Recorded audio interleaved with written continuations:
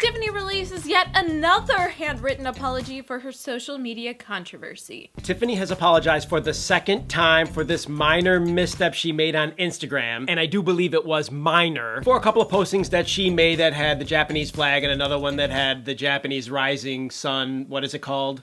Symbol. The rising sun symbol. That just tears at the heart of Koreans all over the world. It does symbolize something that's very strong and very anti-Korean sentiment. So I do understand why they were upset about it. I don't think that it was a minor misstep, and obviously it wasn't a minor misstep if she's writing 2 apology notes. I don't know, I wish that it would be over already, because I think that this isn't something that should reflect so much on her career long term.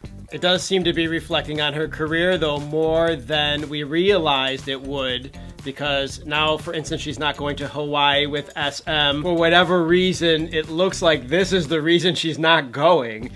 And that in itself shows that SM is disappointed, or SM has taken a little bit of a hit, or SM stock has gone down, which I have not checked. But the impact of this misstep on Instagram with her post is making a bigger impact than maybe any of us thought it would.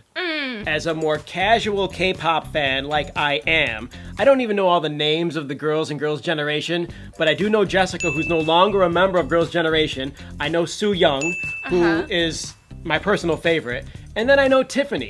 Tiffany now sort of leads the pack with Girls' Generation because she's the one who's from the US originally, and she's the one who speaks English naturally. So she is the one that the international K-pop fans will identify with more than anyone else. And so that might be a reason why it's such a big deal for SM, because the other ones are also really important, and I don't want to take away from any of the other members who I don't personally know their names. Like Yuna?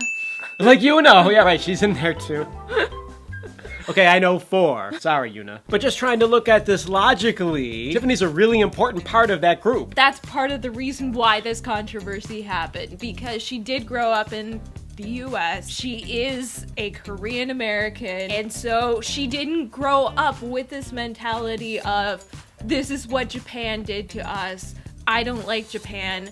And then probably when she moved back to Korea, I don't know how much Korean history she has really studied extensively. I know growing up in the US, I didn't learn any Korean history, besides the fact that there was a Korean War. I think I learned more about the Korean War watching MASH than I did in any of my history classes here. Until I went to Korea, I didn't learn any history, and that's only because I took the initiative. Reflecting on relationships that I built with a lot of my students who were at Kyunghee University, I can remember a lot of them saying things like, I don't really care about the negative things that happened between Korea and Japan in the past as much as, say, my parents or my grandparents, because some of them wanted to learn Japanese fluently and speak Japanese and go visit Japan, as well as go visit any other country around the world. You're right, the younger generation doesn't know as much about this, and they're sort of trying to forgive, just like we're all sort of trying to forgive, and we're trying to get past all of these issues that are coming to light with humans because we have the internet and we have this information at our fingertips. But at the same time, the rising sun symbol to Korean people is almost like the Nazi symbol to most of the rest of the world. It's a symbol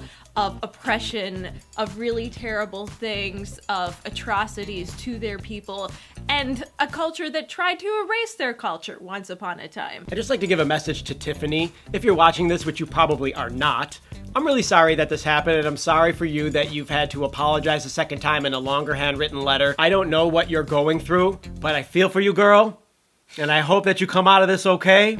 And I hope that this kind of fizzles out in short time. For those of you that have been following this controversy, comments. What's your reaction to seeing the second letter come out? Were you expecting it? Were you hoping for it? Were you totally hoping not to hear about this anymore? Let us know. And click the like button while you're down there. Thank you so much for supporting us. And don't forget to subscribe for more HallyuBack news. That's it. We're out of here. Hasta luego! Bye!